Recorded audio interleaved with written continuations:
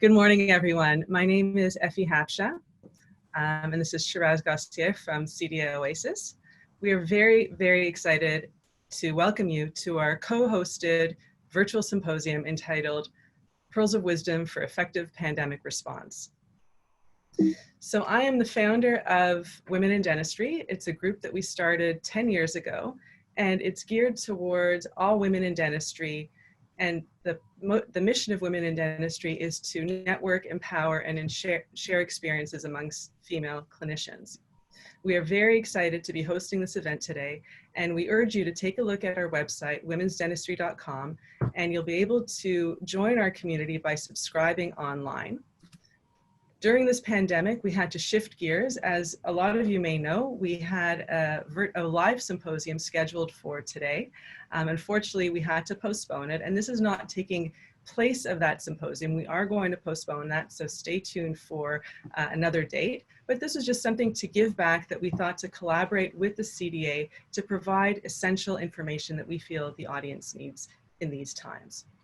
So you can see we've jumped into high gear, we've developed some excellent webinars that you can see up on the screen, and we urge you to look at our website, follow us on Instagram, follow us on social media. I'm gonna ask you now to take out your phones, go to Instagram, follow @Women's and that's a wonderful way for us to remain connected and to disseminate information to you guys throughout the year. So we look forward to seeing you online. And now I'll pass it on to my co-host, Shiraz. Thank you very much, Effie. I'd like to welcome everyone once again to the webinar. This is the first collaboration between CDA Oasis and Women in Dentistry Work-Life Balance, and we are very much excited about it. Very briefly, CDA Oasis is an online platform that provides dentists with reliable and up-to-date clinical and professional information to keep them informed. I would like to also welcome some of our CDA board members who are attending this webinar today, namely Dr. Lynn Tompkins, Dr. Heather Carr, Dr. Linda Blakey, Dr. Dana Coles, and Dr. Luann Visconti. Before we start, I'd like to share with you some housekeeping items. Because this is a webinar format, you will notice that your microphones and your cameras have been turned off to reduce background noise. However, you will still be able to submit your questions, which the moderators will be reading to the speakers. There's a Q&A button at the bottom of your Zoom screen. Please click on it to type in your question. Attendees from Ontario are eligible for 2 CE points for a minimum of 90-minute attendance of this webinar, and recipients will be contacted right after the webinar. This webinar is being recorded, as you will notice, and a link to the recording will be available to you after the webinar and when the video is available. Photographs, video and audio recordings are not allowed at this time, and we would appreciate you respecting that. So with no further ado, I'd like to introduce our first speaker, Dr. Sally Safa, with whom I've had the pleasure to work on CDA Oasis on many posts. Dr. Sally Safa is a board-certified periodontist, alumnus of the University of Toronto, and a clinical instructor at U of T. She maintains a private practice in North York, Toronto. Dr. Safa is an avid advocate of dentist wellness. She so well understands that dentistry is a stressful profession in which it's often challenging to find a balance between personal contentment and professional success and gratification. So she made it her life passion to connect with dentists and help them recognize the early signs of stress and burnout. She shares her knowledge and expertise of mindfulness-based stress reduction, MBSR, as a tool to achieve emotional well-being and professional success. Today, she is here to introduce the topic of mindful leadership, to show her how mindfulness can help us be better leaders in our practices. So here to you is Dr. Sally Safa. Thank you so much, everybody. Thank you, Dr. Effie Hapsha, for being the fearless leader of Women in Dentistry and founder. And thank you, Shiraz with CDA Oasis, for inviting me to be here. It's really an honor. And I am going to chat with you today about a very near and dear topic to my heart, which is always mindfulness. But for today's purposes, we're going to be talking about mindful leadership. And for this 20 minutes that we have together, I would like to discuss something that's really important, which is what is the definition of a leader? Many of us don't see ourselves necessarily as leaders in our practices, in our professions, in our lives, but we are. A leader is one who inspires, a leader motivates groups of people in achieving common goals, and a leader is a director and motivator of action. That's what a leader truly is. And what are we responsible for as leaders?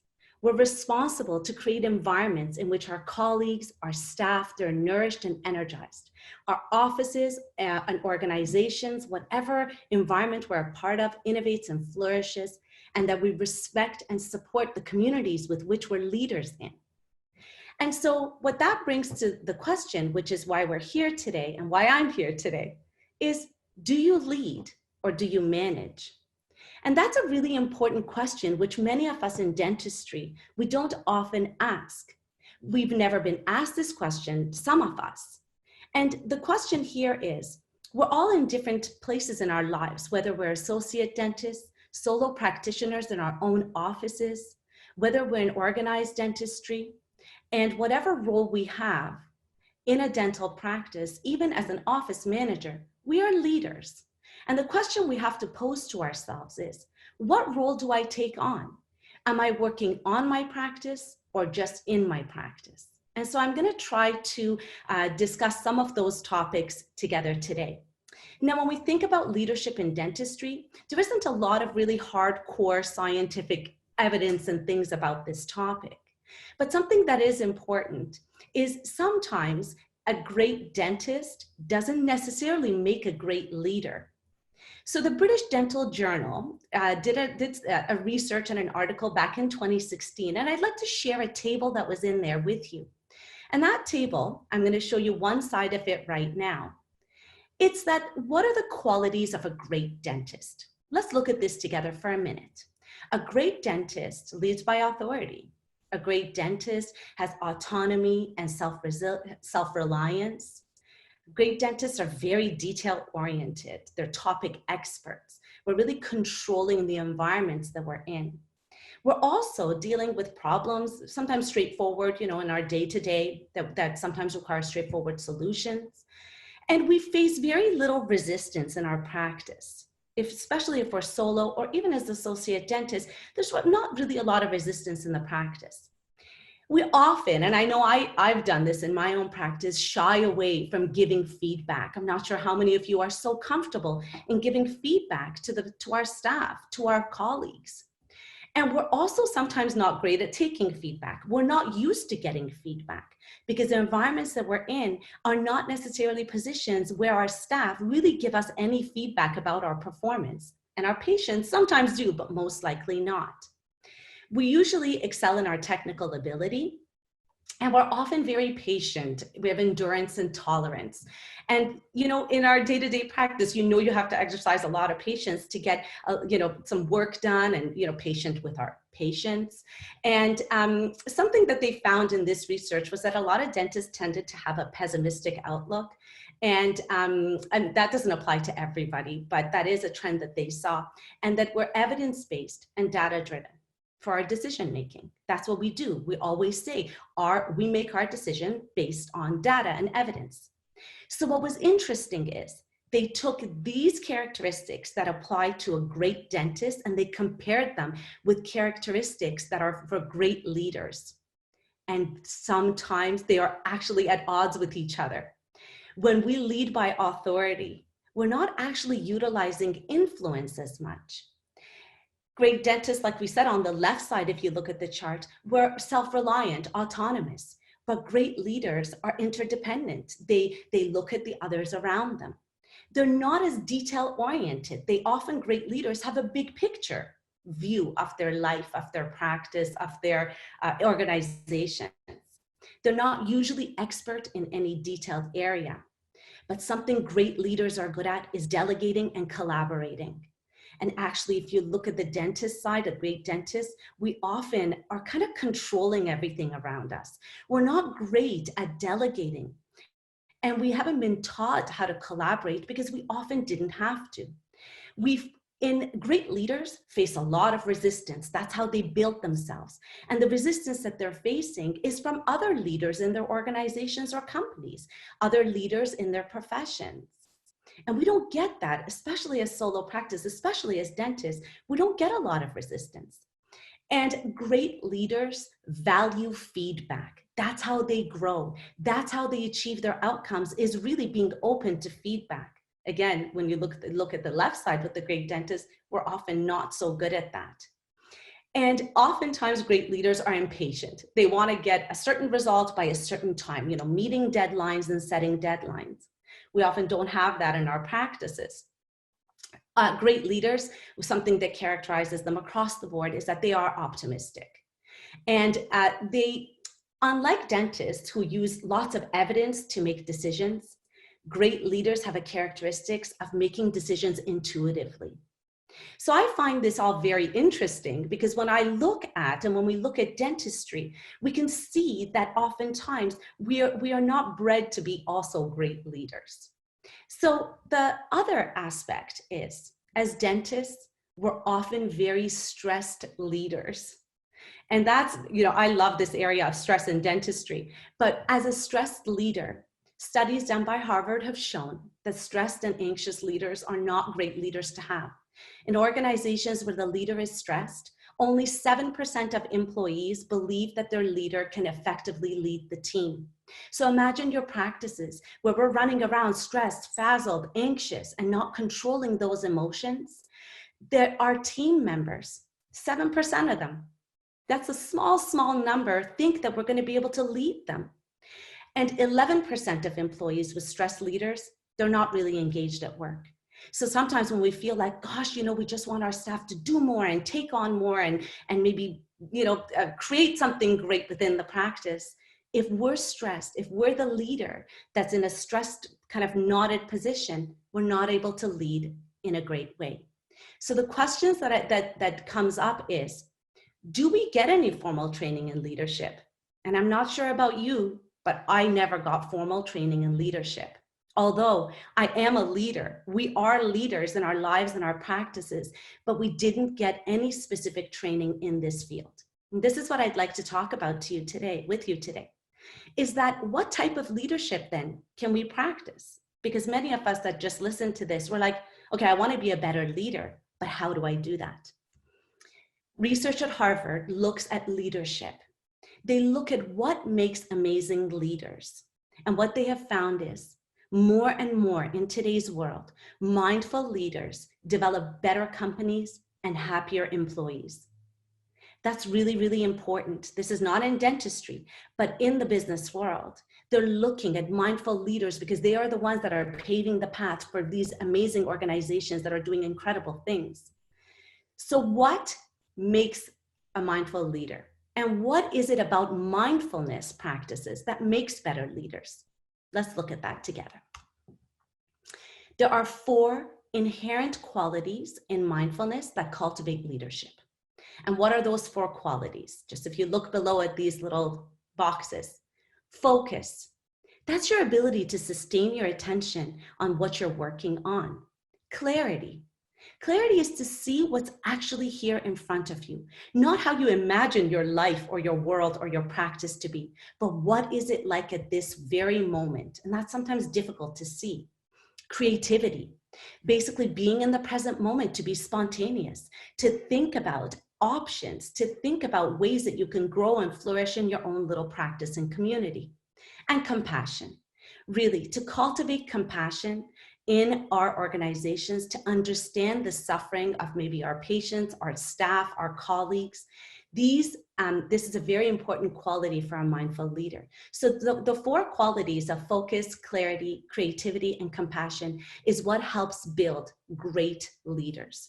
Because today we don't have an extraordinary amount of time together, I really just wanted to touch upon something that we can all take away to our practices once we're back into our day-to-day. And what I'd like to focus on is the first step, which is focus.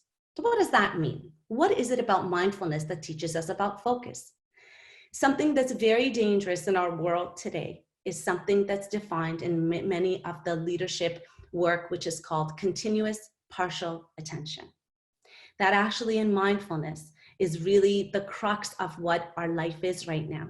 We're never in the present moment because we're always somewhere else. Our minds are so busy. We're like bobbleheads walking around constantly thinking.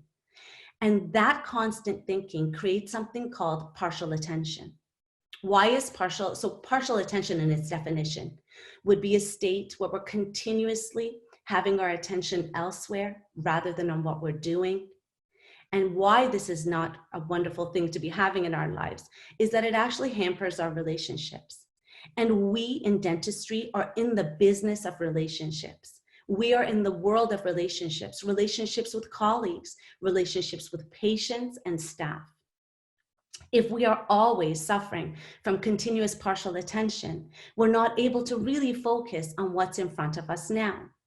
And how is that dangerous for many of us? How does it even happen in our world that we're constantly in a continuous partial attention? Because our world is measured in seconds now. Our attention is constantly being pulled in multiple directions. Clogged inboxes, constant notifications, our attention being always pulled in different directions creates a state where our mind becomes distracted by the urgent at the expense of important. I'm going to say that again, and I've bolded it in the slides. Our minds are distracted by the urgent at the expense of the important. And this is really something that we need to focus on.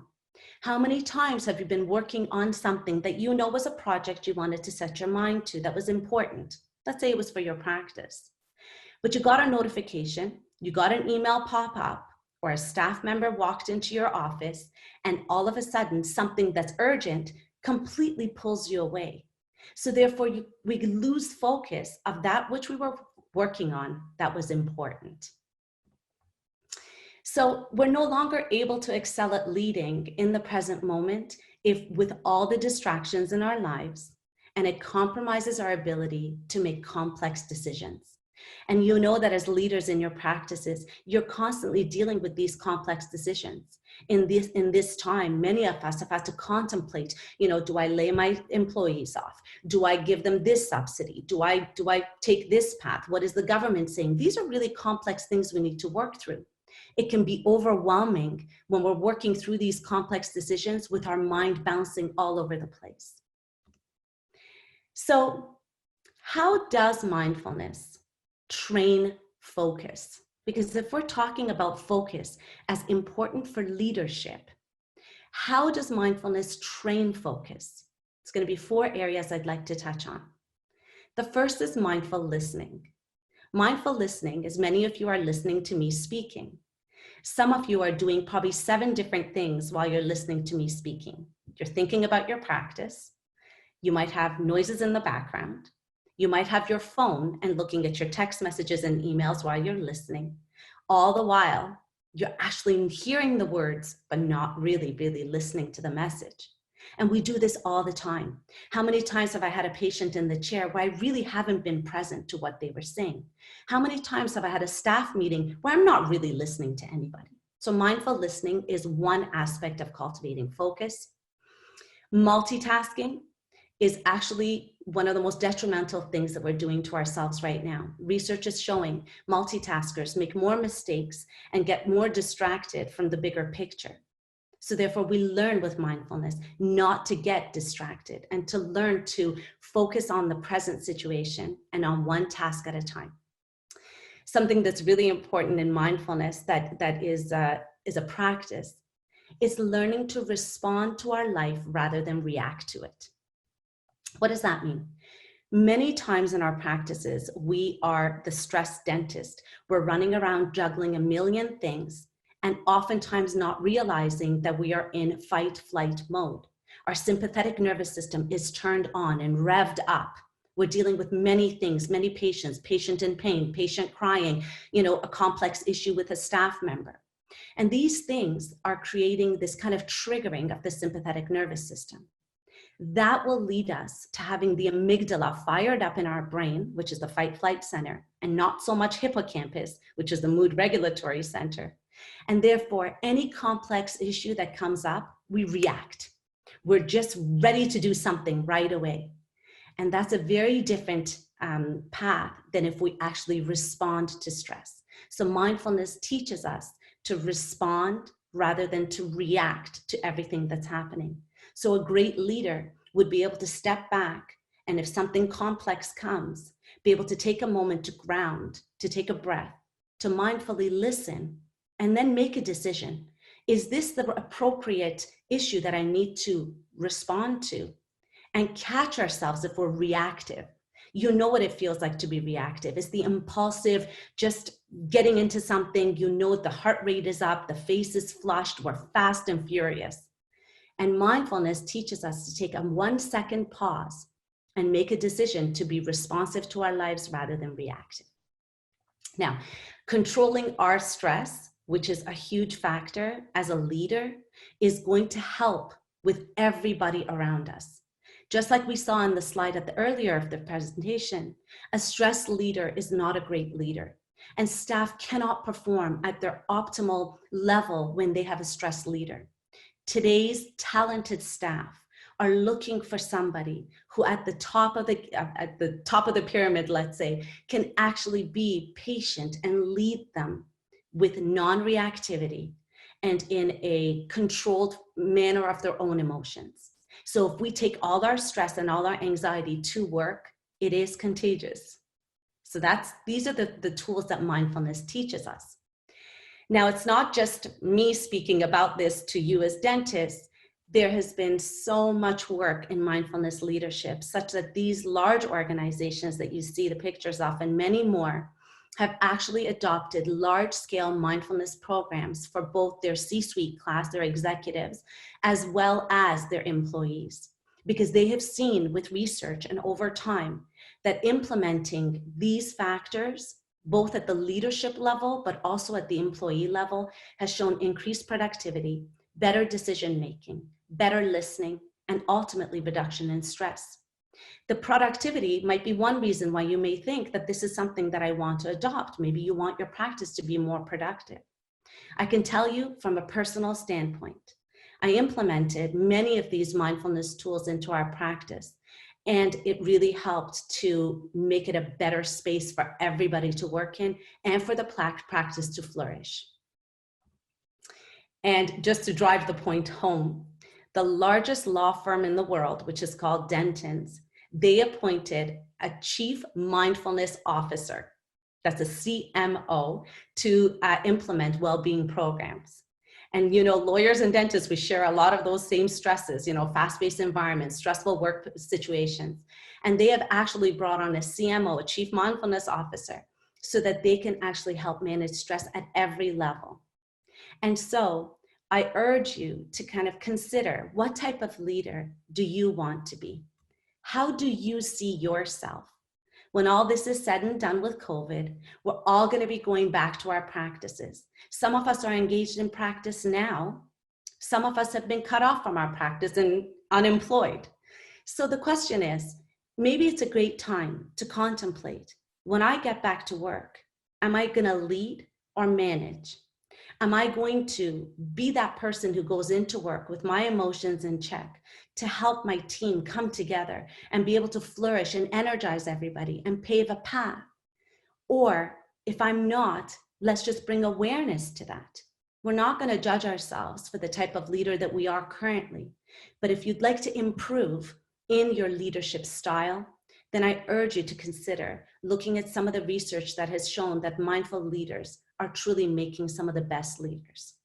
So with that, I'd like to leave you. My website is mindfuldentist.ca. I will be having some mindful leadership programs. And if you're interested, connect with me. And I'm happy to share more information and happy to do other things to pass some information about leadership in dentistry. Thank you so much. Dr. Safa, Thank you so much for that presentation and that valuable information. I really appreciate it. I do have one comment that came through the Q&As from Dr. Luann Visconti, and I wanted also to echo this. In every crisis, there's a silver lining. And here's what she's saying. I see one positive in this crisis, that is to reset ourselves and to reflect on what is important to us, namely family, friends, health, and learning about what is not really important, what is just background noise. And I believe you mentioned some of this reflection type attitude and behavior that will help us all go through difficult times and mitigate the stresses and the difficulties. Anything you would like to add to that? Yeah, for sure. You know, many of us have taken this opportunity to reflect on what is important. And you know, it's really a great time. And I urge everybody to make a list of things that you want to introduce back in your life and things that you don't. Many of us have seen things that we actually don't miss. For example, I personally will not be introducing a lot of the chaotic things that my children were doing that took us away from family time and family dinners. But there's some things on every scale for everyone to reflect on and to see before we jump back into what was quote unquote normal for us before, doesn't have to be when we get back to work. And it's a great time to reset, level the playing field, get on some resources and to go back in a healthier way. So absolutely, thank you for that comment. And there definitely is a silver lining in this, the pause that we've had. One more question that just has come on screen right now from Geeta Gautam. She's asking, or he is asking, I apologize. What are some of the mindful exercises that we can practice with our team on a regular basis? Yeah, for sure. So actually something I implemented in my practice was a mindfulness lunchtime with the staff. So actually it was completely voluntary for the staff. So we had about 15 to 20 folks at a time. And what we did is we were able to, it was voluntary. They brought their lunch. We turned off the phones, turned off the lights in the practice. And I actually led them through some mindfulness sessions. What you can do with your staff is some breathing exercises. When I sit with my assistant, you know, when the chair is going back and that we were leaning the patient back, her and I use that time and we've made an agreement that we're gonna breathe. So nothing is better, your breath is always here. So a nice deep breath triggers your parasympathetic nervous system.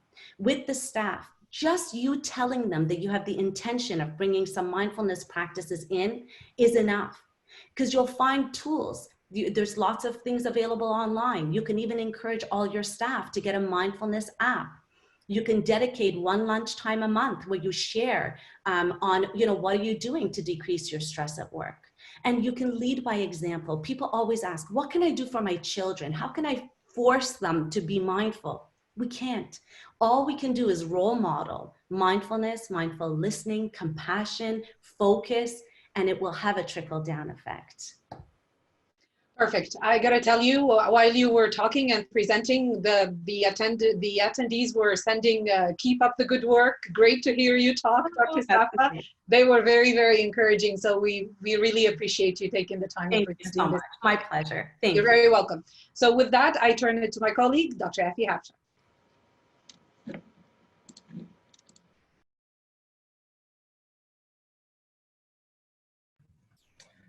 Thank you, Shiraz. Thank you, Sally. As always, Sally, it's always such a treat to listen to you speak. I've had the pleasure of hearing several of your lectures throughout the years, and you know, I really appreciate the message, and I think it's very consistent that everyone that hears you speak really enjoys your message and loves your presentation. So thank you again, Sally, for that excellent presentation. So our next speaker is Dr. Reena Talwar. We're thrilled to have her on this panel. She's an incredible clinician. She is a dual degree certified specialist in oral and maxillofacial surgery and a PhD in biomedical science. Reena has been an assistant professor at the University of Kentucky, the University of Toronto, and an associate clinical professor in the School of Dentistry at the University of Alberta for almost 10 years. She is now the owner of Contours Oral Surgery, which is both an accredited non-hospital surgical facility and a teaching facility for dental students, RDAs, denturists, dentists, and specialists throughout the Edmonton area. Today, Dr. Talwar will present the most current surgical management protocols being utilized in non-hospital surgical facilities and oral surgery suites across Canada during the COVID-19 pandemic crisis.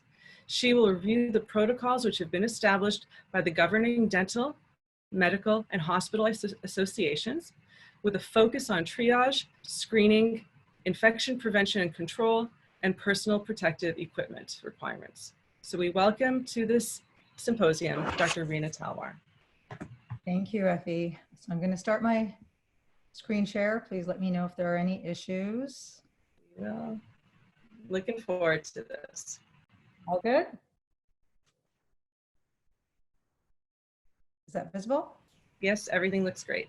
Perfect. All right. Thank you, everyone, for taking the time to attend this webinar today. Very important for us to have this, and looking forward to doing something similar, of course, in person when this pandemic is done.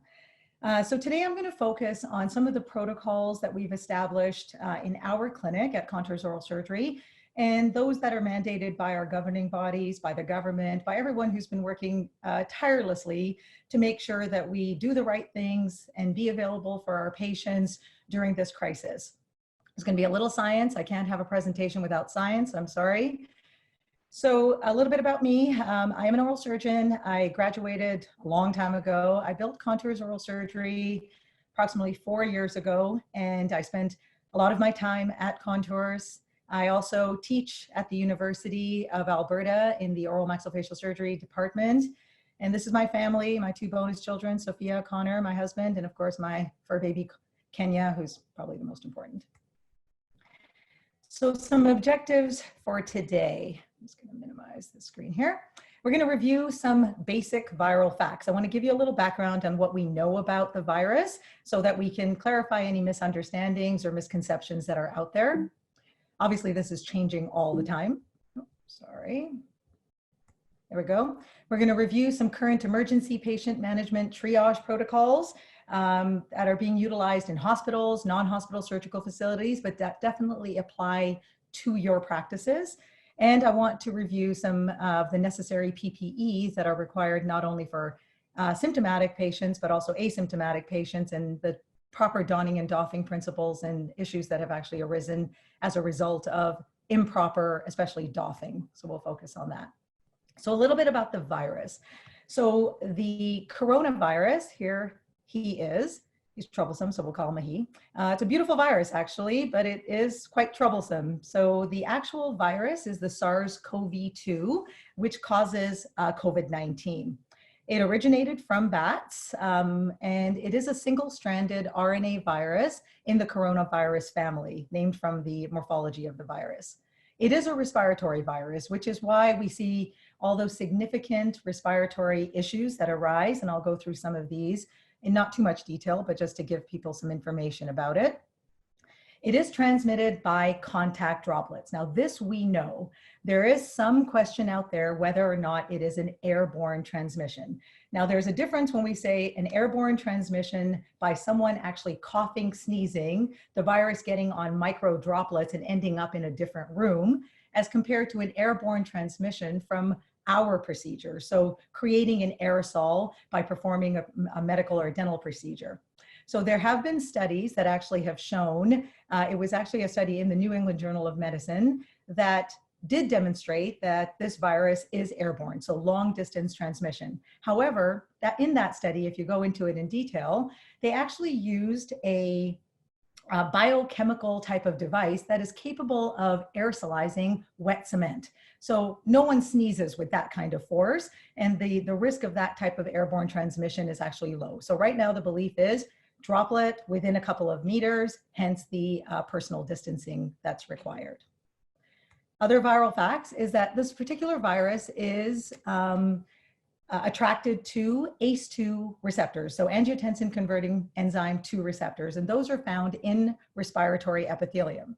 So it has a very high affinity for the receptor V-SARS, making it very sticky to those receptors. So obviously a higher level of those receptors in any patient would make them more prone to a viral infection. And we need very little virus in order to actually have an acute infection. However, the virus itself is actually quite weak. We don't have a treatment yet for us, But when the virus is on surfaces, it can be cleaned with regular household cleaners, bleach-based cleaners, Lysol, things like that. But it does stay on surfaces for a long time. So those surfaces do need to be cleansed. There is not a vaccine yet available, but obviously we are working on one. So about the diagnosis. So right now, oropharyngeal and nasopharyngeal swabs in the posterior oropharynx, in the posterior nasopharynx with a collection of cells is how we can get an accurate diagnosis. In the past, some of the anterior nasal swabs were performed, and it was either ineffective swabbing, not obtaining cells, or in some cases, actually obtaining swabs from a patient who did not yet actually exhibit the symptoms that gave us a lot of false negatives. We've all heard that there are some issues with global reagents, but there are more companies, especially also here in Canada, that are trying to combat this global reagents shortage so that we can perform these perform these tests accurately. I'm sorry, let me go back for a second. So sampling, timing of sampling and tests, too early or a bad sample is going to give a false negative, and we don't want that. And right now we're obviously still working on serology testing, but we still need more infected patients to be able to do that and collecting the blood. So what we know about the disease process is that the proportion of asymptomatic infections is still unknown. Because the actual incubation period of after exposure is anywhere from 2 days to 14 days, the median being around 5 days, patients can actually have a test done prior to those that 5-day period and test negative. And unfortunately, that patient could be symptomatic. They could then expose themselves to others because they were tested negative. And then the people that they're around, unfortunately, are exposed with the virus, and their symptoms will show up, within a week later. About 80% of people will have self-limiting disease. So that means that they'll have minor or mild symptoms like a cold and flu, thank goodness, and it will last for approximately 2 weeks. However, 20% of individuals will have more severe disease that is going to require medical care, hospitalization, and of those, 5% are going to have severe disease requiring ICU admission, multi-organ failure requiring ventilation. And those, unfortunately, vulnerable people in our population happen to be more of our elderly population, and especially in nursing home facilities. The majority of deaths, unfortunately, that have occurred in Alberta have actually been in nursing home facilities. So that is quite horrible, but we're working on that. This is a published article from the World Health Organization earlier this year, and it shows a breakdown of the symptoms of coronavirus or COVID-19. So fever being the most common in at least 87 to 88% of people. And then here diarrhea is less than about 4%. So for those who hoarded toilet paper, I guess it's important, but really not that important. Fever, dry cough, fatigue, sputum production, shortness of breath, muscle pain, and joint ache. Those are similar symptoms that we have in flus. So those people who are less prone to any sort of severe symptoms manage this like they would a flu. They get over it in a couple of weeks and they're good. Unfortunately, that vulnerable population is where we are more apt to act more aggressively. There are some additional tests that are performed on patients, especially symptomatic patients or those requiring medical care. And that would be a reduction in white blood cells, so leukopenia, as well as lymphopenia. There are some other abnormal blood tests that can be obtained or found for patients. So LFTs, or liver function tests, also referred to as a hepatic panel. So that's a group of blood tests that actually provides information about the state of the patient's liver. So it's going to check the patient's PT, INR, PTT, albumin, bilirubin, among other liver enzymes. An abnormal lactate dehydrogenase test, that's a sign, lactate dehydrogenase is actually a sign of damage to body tissues. So LDH is an enzyme that's found in almost every cell of the body, including the blood, muscle, brain, kidney, pancreas. So obviously an abnormal test there means that there has been damage to these organs, and most often, again, in more severe symptoms. C-reactive protein, we've probably all heard of that. It's a blood test marker for inflammation in the body. So it's produced in the liver, and its levels is measured by testing the blood. And C-reactive protein is classified as what we call an acute phase reactant, which means that its levels rise in response to inflammation. So when we have extreme inflammation in our body, we're going to have an elevated C-reactive protein. An erythrocyte sedimentation rate is a type of blood test that actually measures how quickly erythrocytes or red blood cells settle in the bottom of a test tube. So the faster they settle, the more inflammation that is occurring in the patient's body. So those abnormal tests are definitely utilized in a hospital setting for a symptomatic patient to see at which level of disease they are. Critically ill people will also have D-dimer and interleukin-6 elevation. And radiology testing, that's actually also something that's done, but we're not using it or recommended as a screening tool. There's some signs of early infiltrates. It can be unilateral or bilateral in the lungs, progression to what's called ground glass appearance, and crazy paving, just for demonstration purposes. So this is an individual who actually has pneumonia causing bilateral infiltrates. And you can see those little sort of stria, we're familiar with that word, all throughout the lungs here. But this can be common in bacterial pneumonias and viral pneumonias. So it's not a diagnostic tool per se. Ground glass opacity, that's actually a non-specific finding on CT scans, consisting of hazy opacity that does not obscure the underlying bronchial structure or pulmonary vessels.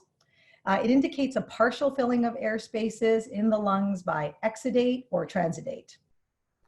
And this is what crazy paving looks like. This is also a CT scan finding. It's a common finding within CT scan sections of the lungs, and it consists of scattered or diffuse ground glass attenuation with superimposed interlobular septal thickening and interlobular lines. So obviously much more advanced than the ground glass opacity and later in disease. If you go to canada.ca, it's public health. There is a COVID-19 clinical management site, and I'm happy to share that even after the presentation, that shows what some of the severe disease manifestations are. And they include acute respiratory distress syndrome, organ failure, sepsis, as well as septic shock. So this particular website describes all of these particular disease manifestations and the management that's currently being utilized for these patients. So COVID-19 patient screening. This is something that's more relevant to what we have to do as dentists and dental specialists. So I'm going to go through the process of what we're doing at Contours Oral Surgery and something that can be applied to your practices. Hopefully also as we lessen the restrictions from only emergent care to maybe urgent and emergent care and onward. So what my staff does during the process of management during this time is that we basically call the patient who is either self-referred or has been referred for emergency care by a referring dentist. Once we contact the patient,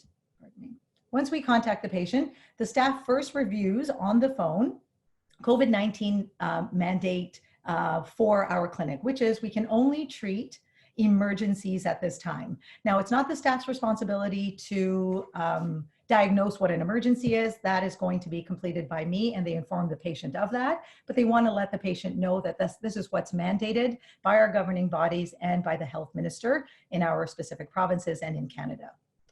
And if the patient does come across that what they have is an emergency and they need to speak to me or be in contact with me, then the staff will start a formal chart process in our practice, which includes a personal information consent form that needs to be signed.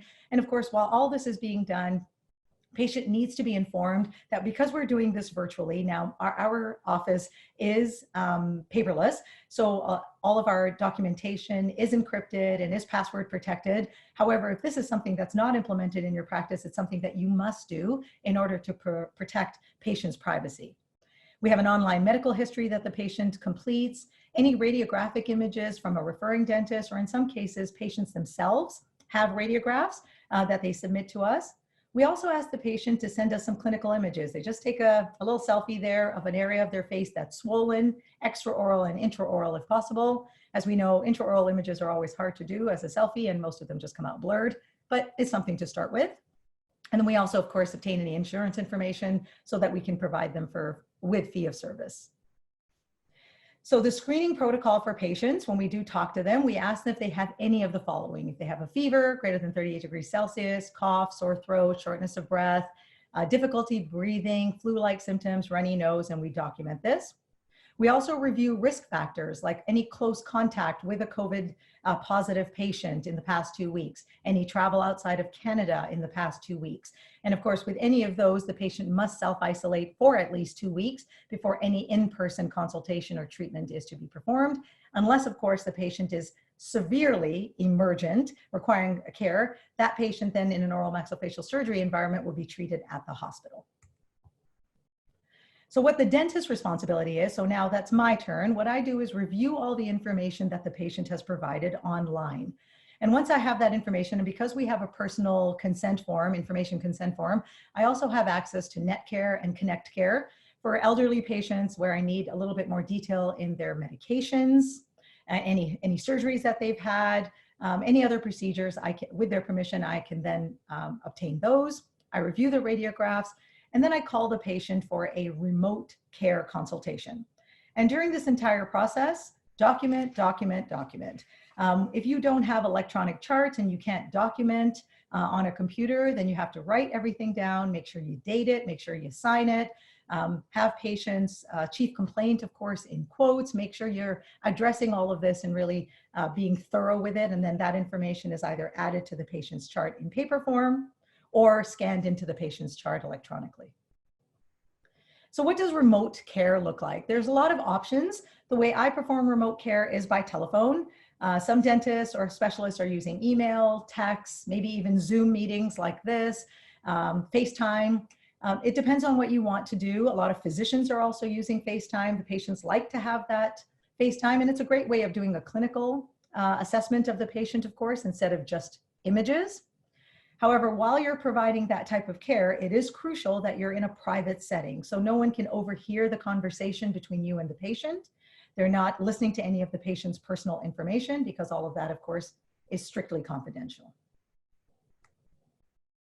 And then the dentist, of course, is responsible to ensure that the patient understands that care will be delivered remotely first. So the first line of care is going to be remote management, either with antibiotics, analgesics, we'll go through that. And then, of course, how continuity of care will be handled. So how are we going to follow the patient up if this doesn't work? And we'll go through that in a little bit more detail.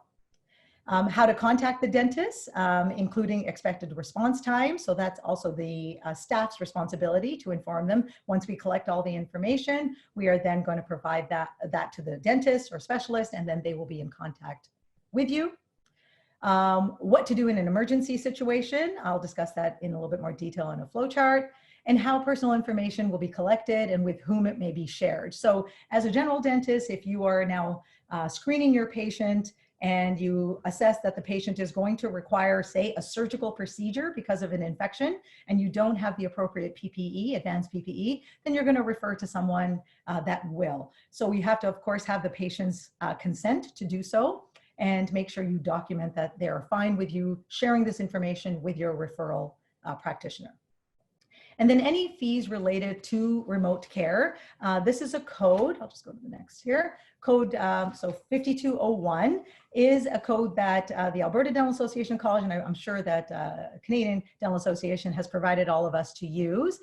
And it's actually originally a consultation code for any consultations that exceed 7.5 minutes, utilizing remote dentistry platform. But we are now able to use this only during the time of this COVID-19 pandemic and during the state of public health emergency. And what this code includes is verifying the patient's identity, informed consent, review of medical and clinical history, assessment of their clinical situation, interim diagnosis, remote management, and then appropriate documentation.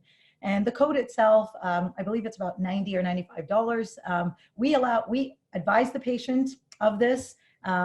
Sometimes, of course, they need to be informed that they may have to pay for this and then have to be billed later, but that's a discussion that can be happen on an individual basis in our particular practices. Make sure I'm on time here. So dentists are to maintain patients' records. Important to have written and digital records that are dated and signed, as I mentioned. I can't really emphasize documentation enough because, as we know, now we're kind of going into an environment that is not normal for us, and we're using remote dentistry or remote care. So protection of patient information has to be the utmost of importance. And then of course, maintaining the privacy of the patient's health information always. This is something that was provided to us. Now, this was through the Alberta Dental Association College, but I'm sure it's available to all of us. It's a flowchart of adult pharmacological management, and it runs through the algorithm of pain management and antibiotic algorithm. Obviously, initially, we want to start off with managing our patients with non-narcotic pain medication and then frontline antibiotics. And that would be the first assessment of the patient when they're calling in with their emergency. Now, what they think is an emergency and what is a true emergency is up to us as clinicians to diagnose. But if that pain medication as a frontline measure is not working, we can advance to first-line opioid use. I usually go to Tramacet or Tramadol. I like Tramacet with the Tylenol involved. And of course, you can also advance to second-line antibiotic as well. Now, we get to the point where we don't want patients to have 2, 3, 4 refills of opioid analgesics, because that's just not healthy for them. It's not safe for them. And of course, repeat antibiotics can also lead to, especially for dealing with clindamycin, ulcerative colitis. We don't want to have to get the patient into an even further medical situation, which is going to require hospitalization, and we want to keep them out of that environment. So at this time, you need to make a clinical judgment as to if the pain, if the infection is refractory to the medical treatment, then we need to see the patient and manage them appropriately. Or we need to refer the patient if we do not have proper PPE. This is also the pharmacological chart provided for pediatric management. And again, happy to share this with everyone afterwards. And of course, it's in proper milligram per kilogram dosages and timeline. This is a flowchart that I created for our practice in order to communicate with my office and my staff so that they're comfortable with how we are managing things. The first thing, if I could, reflect back to what Sally said, as a leader, it's your responsibility to keep the calm. It's your responsibility to show your practice and your staff that you are first and foremost protecting everyone's safety. Their safety is important. None of them want to get sick. And providing this type of scenario for them so that they have a clear indication of who will be seen and who won't be seen. That gives them some calm, and then they're more confident in the fact that you're not only caring for your practice and your patient, but for them. So this just breaks it up, and I won't go into a lot of detail. You can take your time and review it. Obviously, anything elective is canceled. In the past, we did urgent and emergent. Now we're sort of focused on emergent, but urgent can sometimes turn into emergent, especially when first-line care is not adequate or the treatment is refractory. And of course, we want to document whether or not the patient is high risk, COVID suspected or positive. In that case, you are not to treat this patient in your practice. I recommend highly that you refer this patient to an oral surgeon, to anyone that has hospital privileges, so that these patients can be managed in a proper hospital environment, or maybe in their non-hospital surgical facilities. I would focus in your own practice with low-risk patients, negative or asymptomatic, again, managing them with front line, first line, second line care, and then referring or managing if you can. So personal protective equipment, what does that all mean? The way I want to summarize this for everyone, of course, we have a COVID negative patient, they're asymptomatic, you're not producing an aerosolizing or performing an aerosolizing procedure. So it may be a simple extraction. It may be a biopsy that is concerning for cancer. So these types of procedures, we want to use a class 3 level surgical mask. You do not need an N95 mask for non-aerosolizing procedures. A fluid resistant surgical gown, protective eyewear, whether it's goggles that wrap around or a face shield. Of course, surgical gloves, and then in our world, hair cover. You'll see a lot of hospital-based PPE where they don't wear a hair cover, but in our world, we're just used to it and we should. So just an example of that. But if we're having an aerosolized generating procedure, so now we need to do a surgical extraction. We need to perform an endodontic procedure, anything that's going to cause aerosolization, even if the patient is COVID negative. In that case, we do need advanced PPE. So in that case, we're talking N95 masks and then the rest. And in certain situations, in my practice especially, we use our sterile surgical gowns, which are even that much more impermeable and protective. So that would be this. So the difference here is N95 masks, but the rest, maybe an advanced surgical gown, headwear, surgical gloves, and protective eyewear is most important. Okay, so donning and doffing, putting on the PPE and removing the PPE. These are things that we're not commonly accustomed to doing in our dental practices unless we've actually had to do this in a hospital environment. So obviously there are general practitioners who have hospital privileges who are comfortable with it. What has been shown with healthcare workers is that improper doffing or removing of personal protective equipment actually creates a higher risk of self-inoculation. And they've seen healthcare workers self-inoculate just by improper doffing. So things that have been implemented in a hospital environment is a buddy system where we have one person supervising another, the clinician, to doff properly. And there's a lot of steps that are involved, and I'll show you a diagram that's available. Also, this is through Alberta Health Services, but I'm sure all health services have this available to you. In between each of the doffing processes, there is a hand hygiene process. It's almost like a mini scrub between each step. And that is crucial when it comes to doffing. There was a systematic review just earlier this year that showed that coronavirus actually can live on plastic surfaces for up to 9 days. Initially, we thought it was a few hours to maybe 1 or 2 days, but in fact, it's 9 days. So not only proper doffing of self and proper hand hygiene, but cleansing the surfaces around you. I have an anesthetic machine that is basically all plastic. So double wiping all of the surfaces, the nooks and crannies of that anesthetic machine, all the knobs and buttons is crucial because that virus can live on that surface for up to 9 days.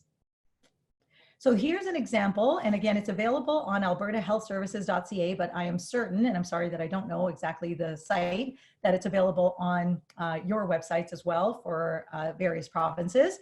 So putting on or donning protective equipment, the hand hygiene, the gown, the procedure masks, or N95 masks, depending on the aerosolization procedure, and how to put it on properly. Obviously, N95 masks must be properly fitted. You can't just switch over from one mask to the other. You have to make sure it's properly fitted and sealed. And then, of course, protective eyewear and gloves. The doffing process, as you can see, between each step, number 2, number 4, and after the removal of the mask, which is very careful to be done, there is a hand hygiene procedure, and that is not only using Avogard, but also washing of the hands with soap and water.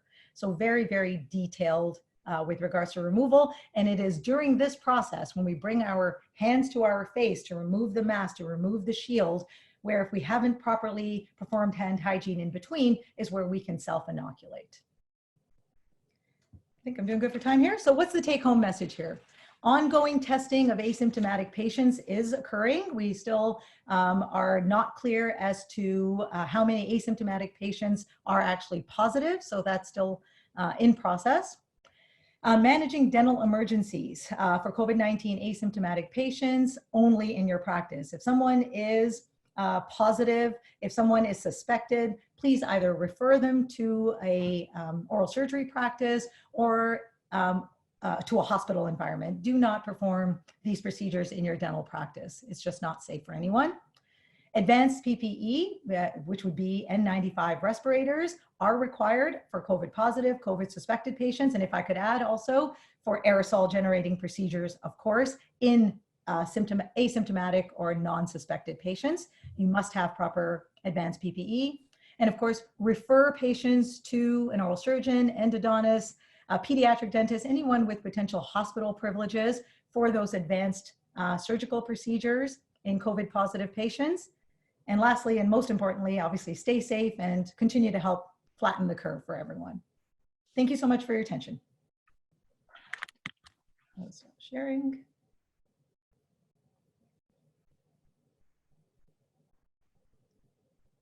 Questions or concerns?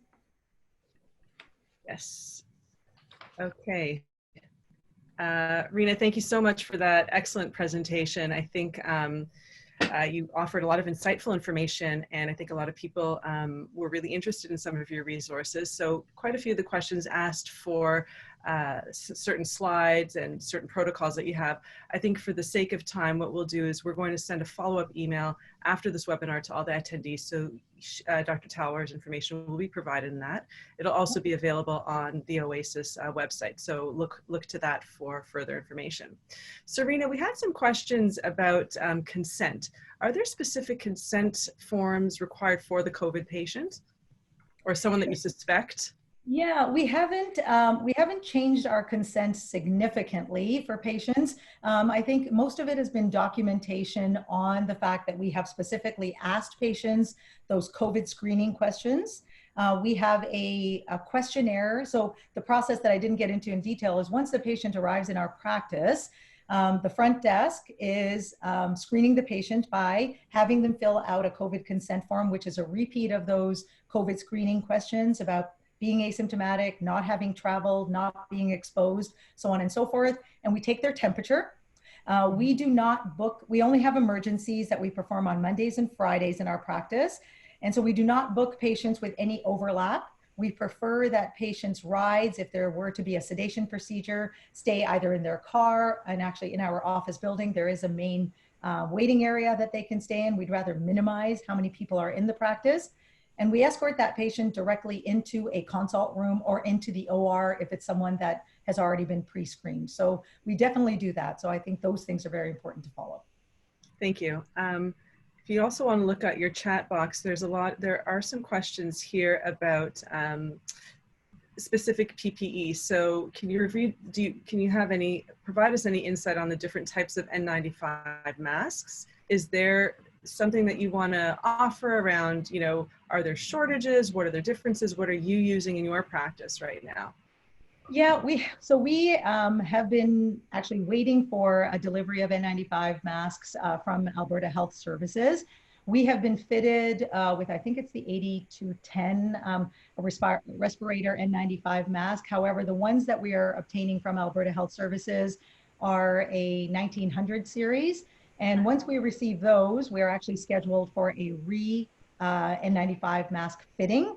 So it's not recommended that you switch over from one to the other unless you are still in the same brand name of N95 masks. And most of these brand name companies will have charts on their websites that actually show which masks are, of course, most appropriate for medical type procedures, which are respirators, not just filters, and which ones can be cross fitted. So if you have one, you can actually wear another one without having to have refitting. But since we're changing brands, we actually will be getting refitted for those.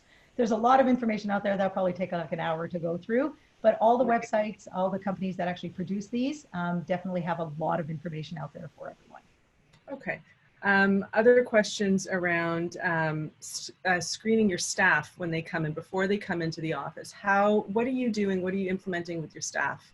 Absolutely. So patient, absolutely, yes. So I guess the patient would be screening you as well as you screening them in terms of safety. There's so much to talk about here. That's true. So in our time. We're good. You're doing great for time. So enlighten us. Perfect. So with our staff, we make sure we keep the personal distancing. So everyone works, 6 feet apart or 2 meters apart from each other. Most importantly, anyone that comes to the office is asymptomatic and has not been exposed to anyone. We fill out a consent form. Each of the staff, including myself, we fill out a consent form every morning. There's one that was provided to us by the ADA&C, the Alberta Dental Association and College. You can just, use that as a guideline or one from your own provincial bodies. Modify it. Everybody fills it out, signs it. We get a temperature check, and we have that recorded. Again, we're a paperless system, so we have that scanned into a particular folder. We work far apart, but of course, when we're doing procedures, we're working together. We're following strict hand hygiene, obviously appropriate PPE. A lot of the procedures that we do in an oral surgery office are aerosol producing, so we have N95 masks. Now, because of the shortage, if I can say, we use our N95 masks, and as long as they're not soiled, with a secondary class 3 mask on top.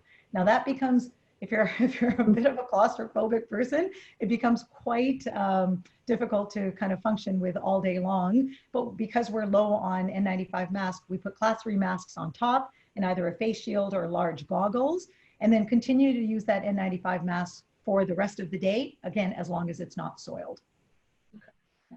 How long do you wait between patients when you're cleaning up, cleaning the operatory? I mean, apparently there's some controversy. Is it 30 minutes? Is it an hour? What is your protocol with that?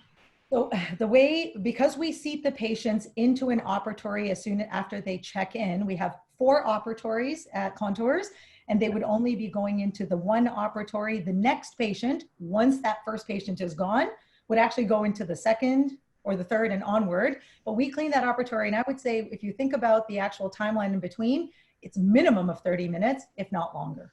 Well, I think with that, I think we'll thank you very much, Rena, for your presentation. I think it was extremely informative. Again, Dr. Talwar's material will be available online following this presentation. I think this is a perfect segue to introduce, and I'll get Shiraz to introduce our next guest, our next speaker, who will cover a lot of the questions that people are asking now regarding practice recovery, regarding how to deal with things once we get back into practice. So again, Dr. Talwar, thank you for your incredible presentation. And now I welcome Dr. Erin Burry and my co-host, Shiraz, to take over. Thank you once again, Effie. Erin, you can come on now. So I'd like now to welcome Dr. Erin Burry. Dr. Erin Burry graduated from the Faculty of Dentistry at Dalhousie University in 1986 and maintained a full-time practice until 1993. He holds a master's degree in health and business administration and is a certified specialist in public dental health. He currently practices 1 day per week in a community dental setting and is the Associate Director for Professional Affairs at the Canadian Dental Association. He is the chair of the COVID response team at CDA. Prior to joining CDA in 2017, Dr. Burry spent over 25 years with the City of Ottawa, leading large departments and holding a cross appointment with Ottawa Public Health as the Chief Dental Officer. Erin has led significant and complex services transformations due to events such as the viral outbreaks of H1N1 and SARS. He has also been a key member of the City of Ottawa Emergency Response Team, managing the response to events such as the ice storm, power blackout, and public transit strike. Therefore, Dr. Burry has firsthand extensive experience in developing plans and leading teams through significant business disruptions that required widespread recovery efforts. Erin, it's a pleasure to see you. For that, we have you with us today. Thank you for taking the time to be a speaker on this panel. Pleasure as always. How are you today? I am very well, and I see that you are well too, so I'm happy for that. As I understand it, you'd like to make a few brief intro statements, and then we will get into a conversation. Sure. I wonder if, and we'll share my screen at some point. I don't know if it'll allow me to do that, but we'll. Sure. Okay, I got it now. So one of the first things I'll start with is. Erin, your screen is not shared yet. Sorry. Okay, I'll share it in a second. So I just figured out how to do it. Oh, okay, sorry. It looks different than I'm used to. And we use Zoom a lot. But so there's essentially 3 elements that we go through in terms of any sort of major event or disaster or whatever it is. So the first thing is typically are all the measures where you're trying to mitigate the event from happening. And that's what we were doing a lot in Canada. We're still trying to really mitigate from having a much worse event than we currently are. So we're in the middle of an event. And so what's happening with the governments is they're actually trying things to try and mitigate or change this event. And it takes us 2 to 3 weeks to actually see whether what they're doing is effective. And I think for dentistry, what is really challenging is because of that mitigation back and forth, they keep changing protocols and things like this. It's some of the things we just heard about. The third phase, which is really important, is where you begin the planning for what they call the recovery phase. And so we're now seeing some provinces that are going to be at a different stage in that. They're actually can look at moving into recovery.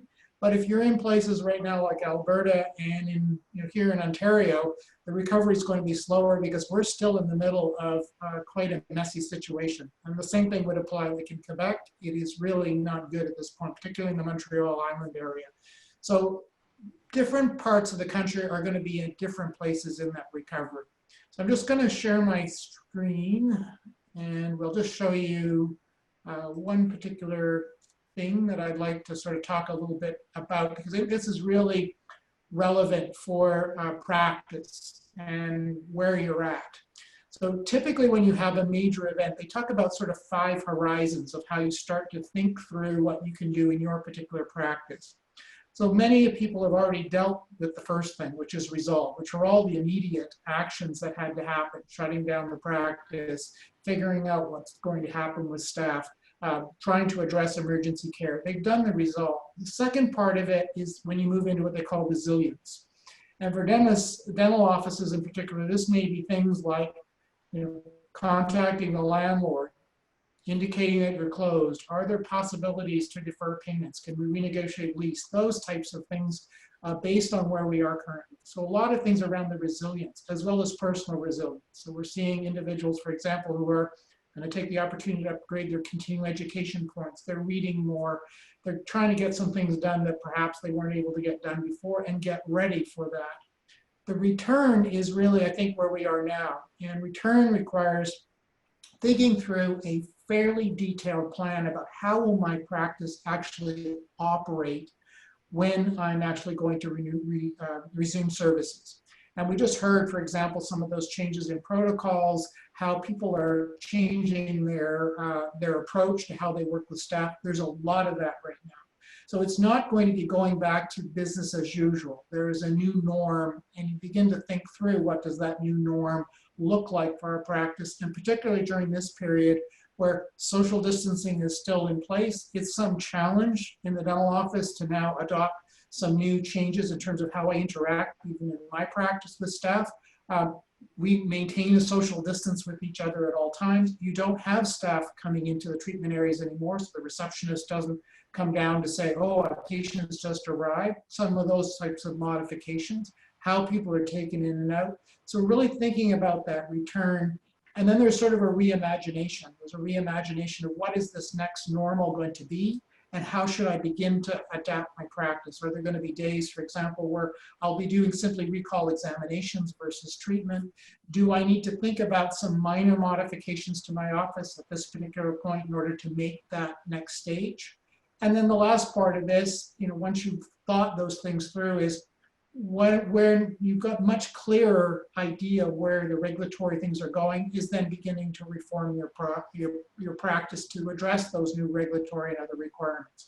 So those sort of 5 stages. So we're really at this point, I think, at the return. A lot of dentists are trying to reimagine what practice is going to look like, how they're going to work through it, and what kind of changes they need to make. So that's just to help, I think, sort of set the stage for some of the conversation, some of the questions. Perfect. I think, Erin, the conversation, as we've had it for a while now, is going to center around 3 things. When business comes back and dentists return to practice, they're going to be thinking about PPEs, personal protective equipment. But in my mind, PPEs are only one piece of the puzzle. If I get an N95 mask, am I ready to practice?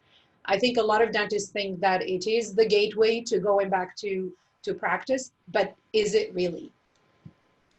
So it's one piece of a pretty complex puzzle and change. If you've gone through the experience, and in my particular case, because we're in a community health center, we have patients who are very vulnerable. A good portion are over the age of 70. They have COPD and a ton of other medical conditions. So creating a safe environment for them to actually leave home and come in and get dentistry requires some changes. We do. So one of the key changes that I see coming is a lot more pre-work with patients over the phone. So complete medical histories, or via teledentistry, which we also have access to, video conferencing type services, where we actually interview and go through every single element with the patient before we even consider booking them at this point. Once they've been confirmed with booking, we're then doing a pre-telephone, for example, conversation with them the day of. When they arrive, they're screened by one of our, in my case, one of the nurse practitioners. Temperatures are taken. They go through the whole thing again to ensure that we're really minimizing the risk to ourselves and to others at this point. We're not working on anybody who would come in that would be COVID positive in any way, or there's a risk of them being COVID positive for a variety of reasons. Even though we have all of the N95s and we have all of the protective equipment that's really required, it's just that extra step of ensuring, particularly in our environment, that patients stay safe. That's meant a change from we don't have people in the waiting room any longer to where do people put their personal possessions when they come in, so those aren't going into operatories.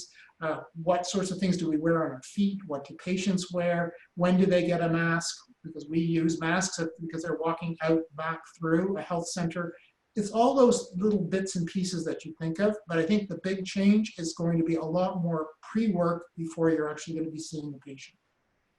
And the second piece of the puzzle is the infection control protocols. A lot of dentists, and where I'm sitting as the facilitator of Oasis, we hear a lot of questions about, do I now need a door to my operatory? Do I need to look into the ventilation system? Do I need 3 hours to disinfect my operatory? And do I need more time to see my patients? What is changing in that area? Or at least not changing, but what are the considerations that need to be taken into account right now while dentists are thinking about returning to practice? So if you are, for example, in Ontario today, as of this morning, if you were to use aerosols and in a area within an operatory, then the requirement is after that patient is done, in addition to the protective equipment, including N95s, gowns, all face shields, this type of usual PPE that we're now using, well, certainly in public health, we've been using it for some time, but it's now become more what's more applying in practice and is required. And you're now required to rest that operatory for 3 hours. So that's an Ontario thing. That's as of this morning. These protocols are being put in place because we're in the middle of the pandemic. And so certainly one of the things that we're looking at CDA and having brought up a task force is at what point can some of those protocols be relaxed based on where we are in the cycle of the pandemic. So right now, this makes very good protective sense. We are trying to reduce the amount of patients coming into offices. We're trying to reduce, basically socially isolate as much as possible. What does it look like when we're less socially isolated? And I think it's going to take time, so there'll be levels and things will change. So that would be the area where practice needs to say, this is where I am today, but I may not be here 6 months from now. One of the things that would likely change this, for example, is a vaccine, but that's at least 18 months, according to all the experts, and probably longer out. So this is a sort of a world that we're going to be in for the next 3 to 6 months, at least at this particular point of time. So I mentioned 3 things. We spoke about PPEs, we spoke about infection control protocols, and the third piece of the puzzle that dentists are asking about a lot is point of care testing. Mm-hmm. Is it really the magic wand? So as you know, Shiraz, as you know, we have been having a lot of conversations with experts all over North America on point of care testing. Certainly from, if this were to meet the promise of a point of care test that was highly accurate, that would provide information, it would be a game changer. We're not there. We're not there on any of those tests, despite what you read in the news media, despite what companies might be saying. There are some significant issues in point of care testing, one of them being accuracy. So some of these tests are being reported as being 95% accurate. So I look at this as, for example, as a dentist and saying, okay, 5 times out of 100 with one of the best tests right now, is sort of pre-market, was at 5 times out of 10. I'm going to tell someone, ooh, based on your test, you're COVID positive. Now what? If that point of care was done in the dental office, do I have the medical backup to be able to explain to someone what a positive test means? Do I have the ability to get them into a lab to start, through the medical system, to start getting a second test for confirmation? And what kind of counseling am I going to provide to a patient? This typically hasn't been within the scope of dentistry. I'm not sure how the regulators would approach it, but there's a lot more questions. The other more practical thing is, and because this is something we've spoken with most of the companies, and most of the supply of what they can produce at max, where these things do exist, is already spoken for. It's already been purchased. They can't manufacture anymore. So we're 6 to 8 months away from even the ability to have that point of care. So I guess the message is, it's not in our arsenal today. 6 to 8 months down the road, it may be something that would evolve. I know there's a lot of interest and excitement about it. I think it'll need to be thought through very carefully in terms of what does this really mean in dental practice and what is the best combination. Now, I want to go back a little bit to the PPEs issues. And I know that at the beginning of the pandemic and when we started learning about, N95 masks and the need for those, there has been a shortage and there continues to be a shortage. And we spoke about this before, Erin, are there alternatives to N95 masks, and will we still experience shortages in the future?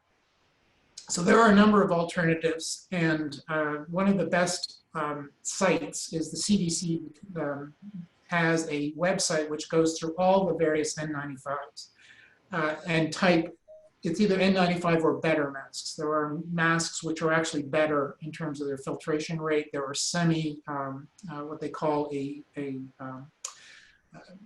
it's a half mask that is reusable, and it's reusable because it can be disinfected in a certain way. Those types of respirators are available in the marketplace. In addition, they also opened up through the FDA, allowing, at least provisionally, appointment for a lot of industrial-based N95 type masks. So that broadly opened up what was available. They're not necessarily, they may be different colors, but the bottom line in a lot of cases is that they provide the same level of protection that an N95 mask would provide you as a provider. I think what we heard earlier is fit is really important. And I know that's one of the areas where we are hearing a fair number of reports of individuals ordering supplies and then realizing that it's the wrong fit or they can't get a seal. And so that is the most important thing. This is your protection when you're wearing that. That's what protects you from the viral particles when you are that close to a patient. So that's why N95s, I think, are very important. What we are anticipating is that once this plateaus and begins to decrease, and we're still a few weeks away from that, supplies are going to improve. And there's more manufacturing coming on all the time. This week, I believe it'll be next week, a Canadian manufacturer will start putting out about 100,000 a day of N95 masks. There are other companies that are ramping up. So I think the PPE production issue, while it's really short term, in 6 to 8 weeks, it'll look very, very different. There's more manufacturer, there'll be more supply. It's just the nature of having to ramp that all up. But it's important to have the right PPE to make sure it fits, because that's your protection. That's what's protecting you when you're working in an environment where this particular virus, since I think we've been tracking it, CDA, since January, is very easily transmitted. And that's why this heightened need for you to protect yourself and your staff. Now, another question that came to us is about dentists who use their loupes. With all this protective gear, how can they continue to use their loupes? So I use my loupes as well. I have loupes with side shields, but I wear a full face shield. And I think I just heard earlier, I'm doing the same thing. I wear an N95, and then we have a level 3 over the N95. We have a face shield with top. I've got head bonnet. I've got my what do you call it? My gown on. And with all of this, I sort of review. We call it the battle gear. I mean, it is warm, and anyone who's worked under an N95 for about 4 hours, it's the one thing you want to rip off your face at the end of it. It's not, it is really tough working under those types of conditions, but that's the new reality. So that's part of the change in terms of how we're going to interact with patients. And that's one of the things that, from a business perspective or from a practice, getting your practice up, one of the big things is, how do you enter into that engagement with patients, that personal interaction? When you go in with the battle gear, it is, you don't have that opportunity to go in and have a chat with the patient before you put all these things on. You already have it on. So that's been a big change. We are doing, in my particular case, one of the things I would recommend is just walking patients through how the experience will be different this time from the last time. We found those calls have been really helping. We get a lot of patients say, I understand, I really understand, and I do look forward to seeing you in your stuff. And they understand why we have it in place, but you've had that opportunity to build the rapport. Where we're having some challenges and are going to have to figure things out is our patients with special needs, and particularly I have two groups. I have a lot of autistic kids in the practice as well. And then we have what I call the Munchkin Brigade, which are 18 to 24 months of age who have rampant decay. And we're dealing with them. It's going to be we have to really rethink as we go through how we're going to deal with young children if we have to continue to wear as much of this equipment, because it's not conducive to a lot of the stuff that we have to do with them. Because we're, again, because of the special needs nature, we're a non-sedation. In my case. So we need to be able to work with people when they're awake, provide a lot of emotional support and so on. So that's a different kind of experience right now. I want to go back to the Munchkin Brigade and ask you a question about that, around that. So one of the changes and one of the issues that are happening now is aerosols producing procedures. Mm-hmm. Going forward, how do you see practice going to change? Is it going to be minimal invasive, non-invasive dentistry? Are there alternatives that you use that are not producing aerosols? So that, again, in a public practice with, and I refer to them as munchkins because they're little, they're 18 months little. And they're a lot of fun to work with. The first time is usually what I refer to as the blood-curdling screams, because I'm a new person, and it usually takes us to see them 3 or 4 times before that happens. In our particular environment, we're using a lot of what they call silver diamine fluoride, and we're using a lot of basically Vitrabond or some glass ionomer product. This is really the only way we will be able to practice without aerosols with that particular group. It's a different way of thinking. And at this point, to me, it's stabilizing those children and building a relationship and a rapport, and particularly until we can either potentially refer them to get certain types of services done if they need it, but in a lot of cases manage them. So it will become, I think, a different philosophy around managing caries rather than treating caries. Now, a lot of dentists also are listening and getting a lot of information and have already started purchasing air purifiers and trying to change their practice and being proactive in a way. Do they really need air purification? Is it something mandated now, or is it something required based on the evidence that you're seeing out there, Aaron? We're not seeing any evidence, and I think I would proceed with this with extreme caution. This can be very expensive, and in some cases not really necessary.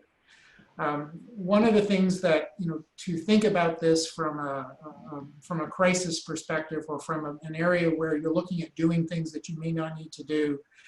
In my experience, I was involved in public health for a long time, and one of the things we dealt with was smoking. And at the point of that, smoking was still permitted in restaurants and bars. And we were in discussions about, from a public health perspective, really limiting or removing that.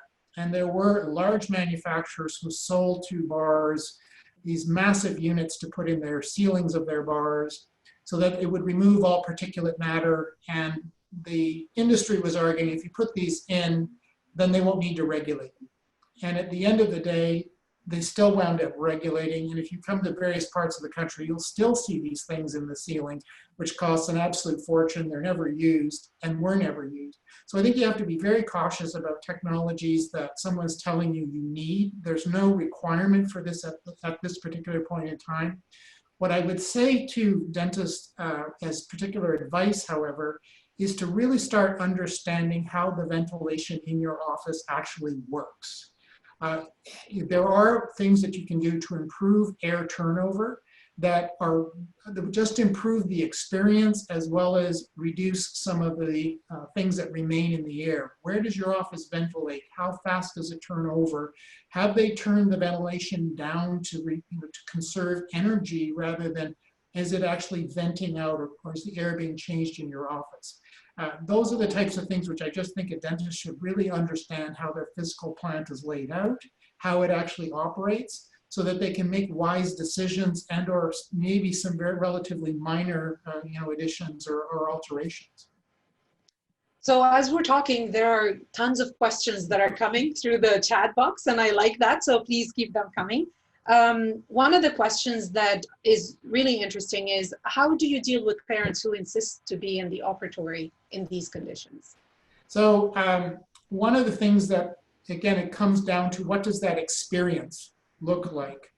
And what's that going to be like? We currently allow one parent to come in if they want to come in.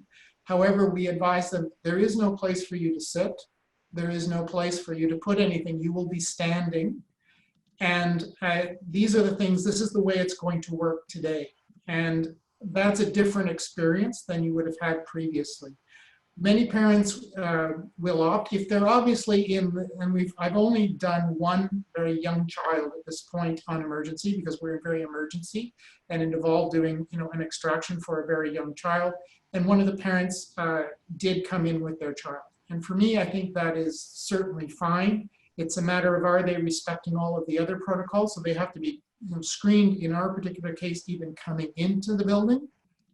They go through the same protocols and checks, and all the pre-phone work is all done with that parent as well. So I think that's reasonable, as would we have with a caregiver or someone else coming into the operatory. But again, we have very strict protocols about, I'm sorry, but no one uses the washroom in our interior side. You don't have any place to sit. We're very clear about not touching walls or banisters or any of these things. People are escorted directly in and out. And that's, again, because of our environment. There are other patients who may be vulnerable, and we're just taking those extra steps. Precaution, yeah.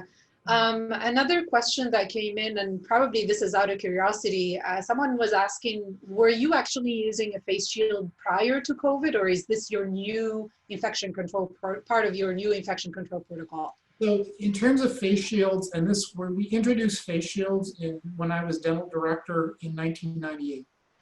And we did that because in our particular practice, we dealt with a lot of individuals who were hepatitis B, hepatitis C positive, HIV positive. So we were dealing with a lot of blood-borne infections.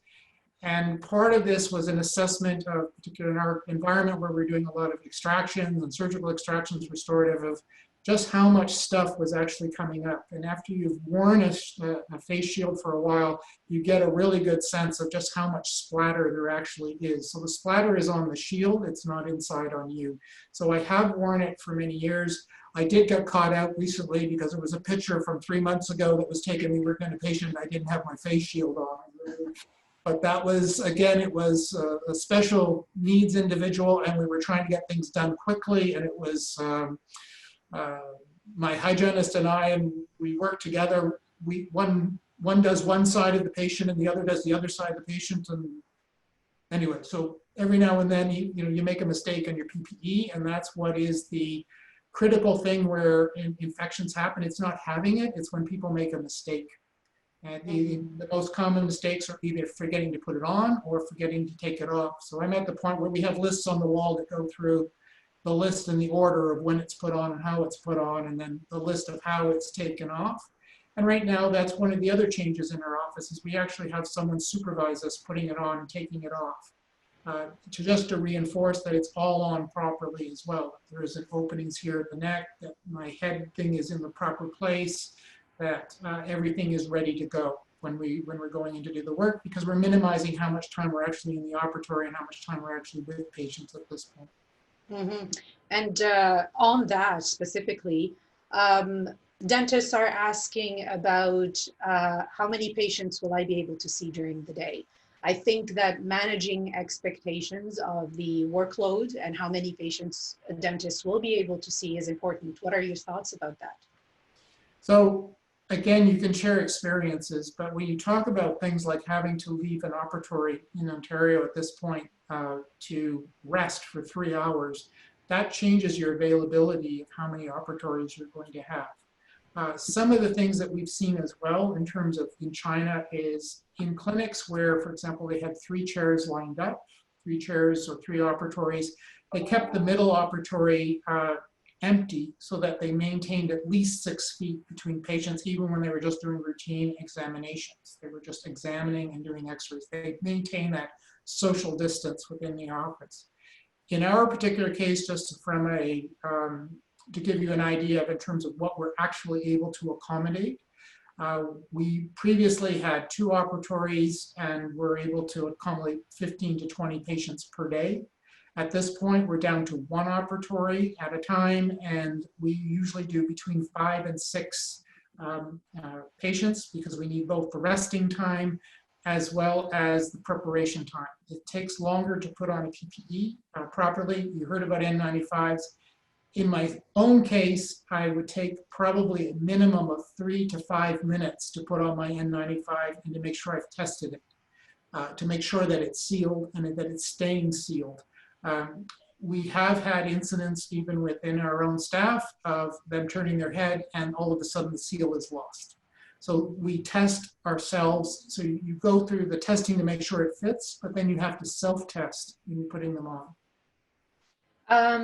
About 5 to 6 a day with the current protocols, and that will get better. You know, the first day it's labor intensive and you're kind of learning as you go. Once you've adapted to it, I think it will become a little more, it picks it up a bit, but it will not be the notion of going between one operatory and the other to do recares and some of the things that we've previously done, at least at this point in time while we're still in the middle of the pandemic. Mm-hmm. Now, two more questions in the practice, in the office practices vein. When parents come in with children or somebody accompanying a patient, when they get into the practice, or if they get into the practice, do they need masks? Will the dentist be responsible to provide masks? So one of the areas where we do provide masks is, and this is just how far is the patient going to be traveling within the clinic. So one of our challenges is our Panorex unit is not in the dental area. So when my patients come in, they are walking directly through a medical area. So we provide a mask, and we do it for the primary purpose of reassuring the medical staff that we've taken extra precautions. The other patients that we provide a mask both on entry and making sure they have it on exit are people with COPD. So since a lot of our patients have COPD, they're always coughing. So they will be coughing after their dental procedure on the way out, they'll be coughing on the way in, so we provide masks for them. And this is where we are at this particular point in time. So protocol, I think it is just to ensure, again, depending on this, I don't think we're going to have situations in the next while where you have a waiting room with 8 people waiting in it. We're generally going to have people waiting outside. In our case, it's cars. We ask them to have cell phones. If they don't, then we send a staff member out to indicate you can now come in. One of the big changes is now it's walking through patients through this entire experience. So one of the things that we're saying in our particular clinic is please allow a 2-hour window for your appointment. And we may have to change it on the day of because something else has occurred. So we're beginning to run it more like a hospital-based type service on the basis of, the first case was more difficult. We wound up with aerosols. All right, we can't use that room. There's a bunch of different things. We need to wait a little bit longer. Or we're shifting you because the information you've assessed today based on your Panorex means that we're probably going to do you at the end of the day because we do anticipate that we might need to do aerosols. It's those kinds of things which I think are really changing that, the flow and how things work within the office beyond the masks. So Erin, we're talking about all these changes, and maybe you and I, we've been exposed to these for such a long time that we now take them for granted and we accept them, that they're going to happen. A lot of dentists listening to us now may be asking the question of how much is it going to cost to run a practice from now on? And is it feasible actually to run a practice from now on? Can you talk a little bit about that? Well, I think in the short term, and so we're sort of short, medium, long term. So if you're looking right now, we have a horizon that is probably 18 to 24 months where there's a lot of modifications in. I think it is possible to do a practice.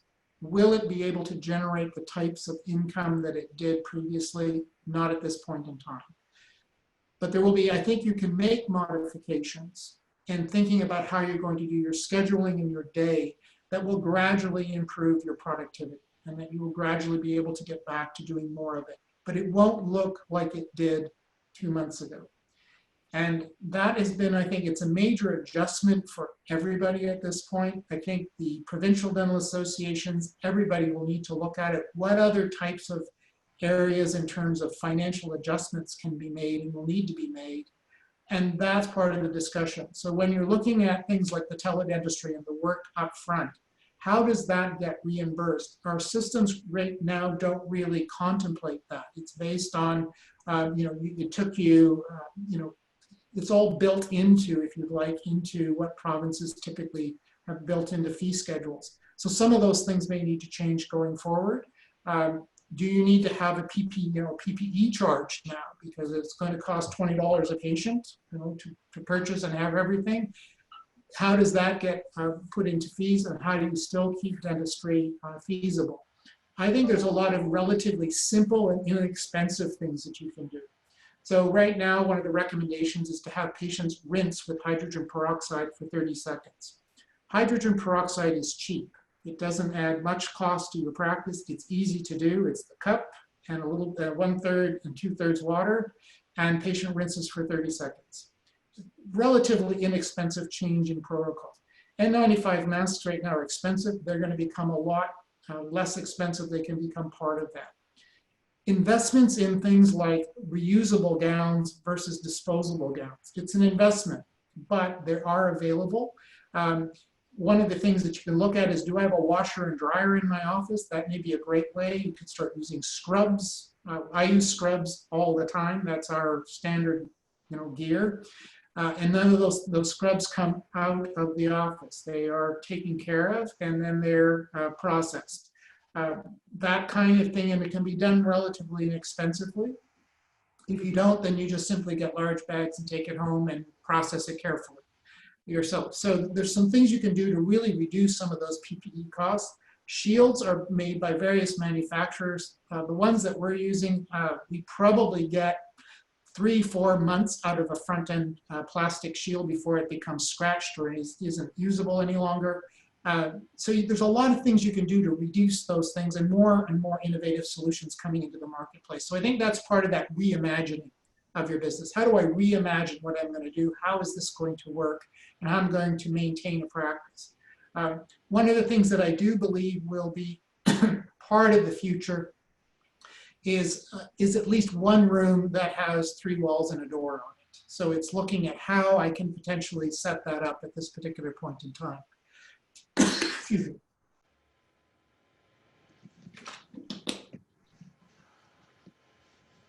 So since I am looking at the chat box and I'm trying to follow the question, so I am going to go back to the office practices and processes. And one of the questions is hygiene using Cavitrons done and gone? And how do I do with recalls? The notion of, stepping from one operatory to the next and then going back to seeing your patient is gone, I'm assuming, right? I think at this point in time, it's not feasible. You're just at you'd be dumping tremendous amounts of PPE in order to do it. In addition, so I'm thinking more along the lines of, at this point in time, reimagining how practice would work. I could see half a day being recare, recall type appointments. The dentists themselves potentially doing hygiene at this particular point in recare, combined appointments. If there's no recare or no re-exam involved and they're only seeing the hygienist, then the hygienist will do it. Again, we are in a non-air polishing, Cavitron, non-Cavitron world. So we're back to hand scaling. And we're probably not going to be polishing teeth either because that generates aerosol and splatter. And again, these are sort of pandemic conditions versus when are we in not pandemic sort of conditions. And that's going to take some time to sort of work out where we are with this. And this is a new bug, and it's not, it doesn't come with a, I like to say it doesn't come with an owner's manual that kind of tells you how it's going to behave and what it's going to do, and we're learning more and more about it every day. So I think from a dentist perspective, it's reimagining how will that office flow work, what works optimally for me, what works for my patients, and how do I deal with the infection control. If you're doing recare examinations and hygiene, at this point, a level 3 mask would be fine, and then you would be able to have much more engagement with your patients during that. And then when you are needing to generate aerosols and procedures, maybe having how do I schedule those elements in my practice. So it is a highly contagious virus, and some people remain asymptomatic throughout the whole thing. So if a parent is accompanying a child or someone is coming with a patient, is it now the dentist's responsibility to take that person's medical or health history also? In my view, yes. That's the process we have. Anybody who's coming into the building, in our case, and needs to accompany someone, we review the same types of questions. And these questions are changing. So, they initially would have involved things like, did you travel outside the country? We still ask that question, but we're now asking a lot other questions. Are you social isolating? Are you in contact with someone who has COVID at home? Where are you currently working is a big one. We're seeing most of our outbreaks, both if you look Alberta, Ontario, Quebec, are related to community. It's not really community exposure, it's exposure at work in certain work environments. So this is one of the areas where, for example, if I were, my practice has a lot of individuals who work in the penal system in some parts of the country. If they're coming into my practice, that's a concern. So how do I have that conversation about who? I think that's what's really shifting, is what I'm seeing in these conversations is we're getting to know a lot more about people than we did before, and a lot more about our patients, because we're having to ask a lot more questions and have more conversation with them. So one more question came in is, how long does the virus stay in the operatory? And when is it safe to take the next patient? I know you mentioned the 3 hours window, but is there more information on that? Any more evidence? Well, I'm not even aware of the evidence, other than there was a study, which I think has generated this, where in laboratory conditions, the virus stayed active once it was sprayed in laboratory conditions for 3 hours.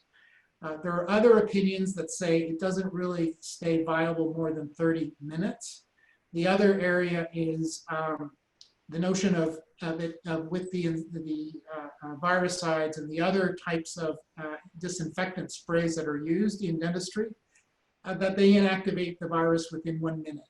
I think the question that's ongoing, and which we don't have an answer to, is the whole notion of aerosol. And this particular virus, there is evidence of it being able to be passed on through aerosol. And the aerosol came out of largely studies in Italy, where anesthetists and ENT surgeons were infected at a very, very high rate. So that meant that just the air going in and out of the lungs through general anesthetic was aerosolizing virus that was infecting individuals. A second work that came out of Washington State very early, where a choir practice that was doing social distancing, washing hands, all these things, after a choir practice, half of the choir becomes infected from COVID because one of the individuals who was singing was somehow aerosolizing enough virus that those individuals became infected. We have our own cases here in Canada, Newfoundland, where an individual goes to a funeral and, through the process of just being at the funeral, you have over half the funeral people in attendance test COVID positive. So one person infects 60 some odd individuals in one location. So this is a virus that's easily passed on. That's why it's being so troublesome to try and control it. It really is not easily controlled. It seems to be passed on very easily individual to individual. And the numbers keep changing and the research keeps changing in terms of how many individuals one person could potentially infect. So I wish we had another hour with you, Aaron, but I know we have only a few minutes left. And I must say the questions that we are receiving are very important and interesting, and I will collect them, and we may come back and do another webinar on Oasis or continue our conversations. But before I let you go, I have one final question for you, and it's a plug-in for your work, what you're doing at CDA, and we would like to let dentists know what is coming in the pipeline. You are now chairing a task force on business recovery, or co-chairing, sorry, a task force on business recovery. Can you tell us a little bit what the mandate of that task force is, and what do dentists need to know about it? Also, how can they get more information through their provincial dental associations? So there are two task forces that we brought up this week. We had a COVID response team right across the country that's been leading with answering questions on PPE and just the whole, what's happening in the pandemic. We've now understood that, and we're really focused on business recovery. So two, one, which is an infection control committee, which is looking at a task force, which are looking at all the questions that you're hearing about today. What do we need to do? What does it show internationally? So that's being compiled, what have different countries done, what has been successful, where are they currently at? So to use that as the basis to have discussions in dentistry about what do we really need to do going forward based on the experiences which are now 3 to 4 to 5 months ahead of us. What does this mean for Canada? So that's largely what that group is doing. They're looking at everything. We're looking at protocols to talk with provinces. We're looking at a general guide, which we hope to have available in the not too distant future for dentists through the provincial dental associations. Again, what we do at CDA is we develop the core information and we give it to the provincial dental associations so they can adapt it to their needs in their particular provinces. So you can look forward to those types of things being available and those answers of questions. We'll continue a lot of the work we're doing on Oasis and developing through CDA to develop messaging that is short, concise, that's easy to follow for dentists. We found that this is very successful in our particular case because not everybody wants to read a 30-page document and try and figure it all out. That's why we're doing a lot of these interactive sessions. We find them very useful to help people, I think, work with the information, which is really important at this point. So those two task forces, one on infection, one on business recovery. They're made up of individuals right across the country, and the provinces have teams looking at all of these issues. They're trying to figure this out as quickly as they can and provide support so we can get all our dentists back to work. Perfect. I cannot thank you enough, Aaron, for your time and your expertise. Thank you so much for being with us today. I'd like also to remind our attendees that we are all in together for this during this thing, and we'll come out of it together. I'd like to thank Dr. Habsha for accepting to collaborate with us on this webinar, and it was great working with you, Effie. To you. Great. Thank you. Let's just get all the panelists back on, and Aaron, you can stay on. You can hear me, right? Yeah, my audio's on. So I want to thank everyone for attending. First of all, most importantly, I want to thank all of our panelists. Shiraz, you've been a great co-moderator. Sally Safa, Rena Talwar, Aaron Burry, I think you've given some incredible information. And I think we pride ourselves, both at the CDA Oasis and with Women in Dentistry to provide content that's a little bit different and more and informative. And I think we provided some really relevant content for the situation that we're all dealing with today. So thank you for that. And we look forward to hearing even more from Dr. Burry and CDA Oasis. Again, I'd like to thank all of our team at Women in Dentistry and at CDA Oasis. Our website is always available to you, and our interactive webinars are available for registration, very simple registration. And just a glance at the next week, we are again going to be hosting Dr. Reena Talwar. She's going to be talking about planning prevention for complication and management of dental implants. We have, in May, we have so far 3 programs, but every week we will continue to have programs.